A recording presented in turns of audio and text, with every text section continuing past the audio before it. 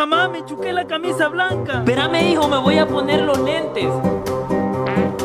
Como no sos a vos el que te cuesta lavar la ropa, ahí te ensuciaste toda la camisa blanca. Yo todavía te dije que no te la ensuciaras. Mamá, ahora es mi cumpleaños. ¿No quieres venir a tomar jugo con nosotros? Sí, hijo, solo me voy a poner los lentes.